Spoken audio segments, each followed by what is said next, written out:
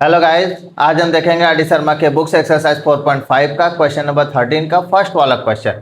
इस क्वेश्चन में आपको दिख रहा होगा कि एक क्वाड्रेटिक इक्वेशन दिया गया है जिसका हमें नेचर ऑफ रूट्स पता करना है। क्लियर है? नेचर ऑफ रूट्स में हमें यह पता करना होता है, तीन तरीके से होता है नेचर ऑफ रूट्स। अगर डिस्क्रिमिनेंट ग्रेटर देन जीरो है तो रूट्स कैसे होंगे?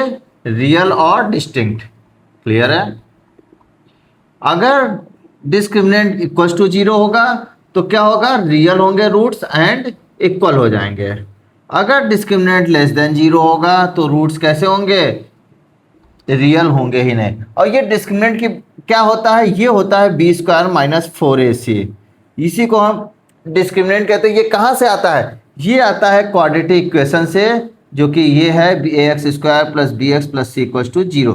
इस फॉर्म में क्वाड्रेटिक इक्वेशन होता है। इसी की value B square minus 4ac की वैल्यू अगर जीरो हो गई तो रियल एंड इक्वल हो जाएंगे। अगर ग्रेटर देन जीरो है रियल और तो हम यहाँ से इस क्वाड्रेटिक इक्वेशन को सॉल्व करेंगे और यहाँ से क्या निकालेंगे? डिस्क्रिमिनेंट की वैल्यू निकालेंगे। उसी के बेस पे हम बता सकते हैं कि इसका जो रूट है उसका नेचर कैसा है, वो रियल या डिस्टिंक्ट है, रियल या इक्वल है, या रियल ही नहीं है। आई थिंक आपको क्लियर हो गया होगा कि नेचर ऑफ रूट्स क्या होता है। क्योंकि हमें पहले ये तो पता होना चाहिए कि नेचर ऑफ रूट क्या है। हम निकालने क्या जा रहे हैं? हम ये निकालने जा रहे हैं तीन चीज। तीनों में से कोई एक चीज होगा। क्लियर है? या देखते हैं, दोनों भी हो सकता है। ये डी की वैल्यू पे डिपेंड करेगा कि क्या होगा nature of roots. I think आपको ये चीज पता चल गया कि हमें इसमें करना क्या है और निकलेगा कैसे, ये भी पता चल गया। कैसे? डिस्क्रिमिनेंट की वैल्यू निकाल करके। तो हमारे पास क्वाड्रेटिक इक्वेशन क्या दिया हुआ है? x minus 2a X minus 2b equal to 4ab। पहले तो इसको ओपन ही कर देते हैं। x का दोनों में मल्टीप्लाई करेंगे, एक्स स्क्वायर माइनस का 2bx, फिर 2a का मल्टीप्लाई करेंगे 2ax प्लस का 4ab इक्वल टू 4ab दोनों साइड है तो कैंसिल आउट हो जाएगा। यहां से क्या बचा? देखिए एक्स स्क्वायर माइनस 2 कॉमन लेंगे तो a plus B X equal to zero. अब यहां से देखिए c की वैल्यू जीरो है। क्लियर है? देखिए X square plus B x plus C equal to zero होता है, तो यहां से c की वैल्यू जीरो है। तो इसको हम अगर कंपेयर कराएं ए एक्स स्क्वायर, यहाँ से कैपिटल ले लीजिए क्योंकि यहाँ पे ऑलरेडी दिया हुआ है, A x square plus B x plus C equal to zero से कंपेयर कराते हैं तो यहाँ से ए की वैल्यू क्या आएगी? 1, बी की वैल्यू विद साइन, साइन कभी नहीं छोड़ेंगे हम, 2a प्लस बी, और सी की वैल्यू क्या हो जाएगी? जीरो। नेचर ऑफ रूट्स पता करने के लिए हमें क्या निकालना है? डिस्क्रिमिनेंट निकालना है। तो डिस्क्रिमिनेंट क्या होता है? D equal to B square minus 4ac होता है। यहाँ से b की वैल्यू क्या है?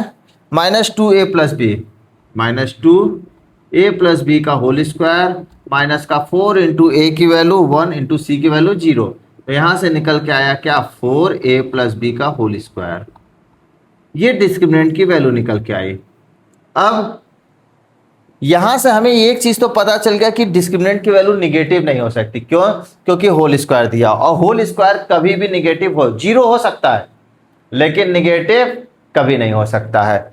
इस केस में अब यहां से नेचर ऑफ रूट्स दो चीज आ गया, या तो डी की वैल्यू जीरो होगी या तो डी की वैल्यू ग्रेटर देन जीरो होगी। दोनों केस हो सकता है। कैसे दोनों केस हो सकता है ये हम अच्छे से समझते हैं। डी की वैल्यू जीरो कब होगी? जब ए की वैल्यू माइनस बी के बराबर हो जाए। जब a की वैल्यू माइनस बी के बराबर होगी तो यहां से देखिए a की वैल्यू माइनस बी रख देंगे तो कट जाएगा, जीरो आ जाएगा। या b की वैल्यू माइनस ए रख दीजिए, b की वैल्यू माइनस ए रख देंगे तो वही बात, सेम चीज, तो ये जीरो हो जाएगा। मतलब a की वैल्यू माइनस बी पे d की वैल्यू जीरो, तो डिस्क्रिमिनेंट जीरो हो जाएगा। तो यहां से नेचर ऑफ रूट्स कैसा होगा? Real and equal. क्लियर है? अगर d ग्रेटर देन जीरो है तो ये किस केस में होगा? जब a is not equal to minus B. अगर a की वैल्यू माइनस बी के बराबर नहीं है तो ये जीरो नहीं होगा, और जब जीरो नहीं होगा तो पॉजिटिव होगा ही होगा, कंफर्म है। क्यों? क्योंकि स्क्वायर है। अब किसी भी, चाहे आप प्लस का स्क्वायर लीजिए तो भी प्लस आएगा, और चाहे माइनस का स्क्वायर करिए तो भी प्लस ही आना है। क्लियर है? तो ये पॉजिटिव ही आएगा ऑलवेज। कब? जब a की वैल्यू माइनस बी नहीं होगा। क्यों? क्योंकि इस केस में जीरो हो जाएगा। तो यहां से क्या आएगा? Real and distinct. तो यहां से आपके दो रूट्स, दो तरह का नेचर निकल के आएगा, ये और ये। कैसे लिखेंगे देखते हैं। यहां तक हो गया।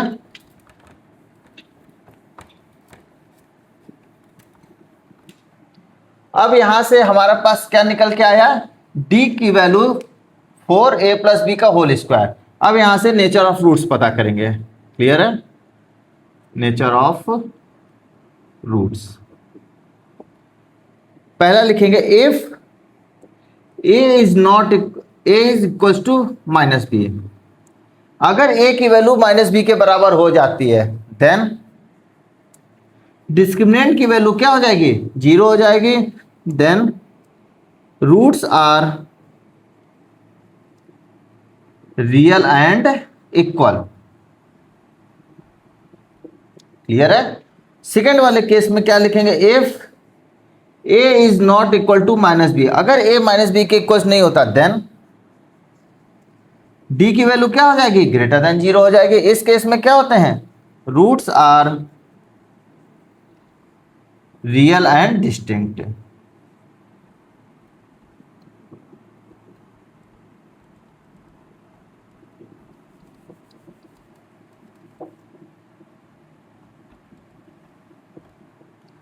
क्लियर है?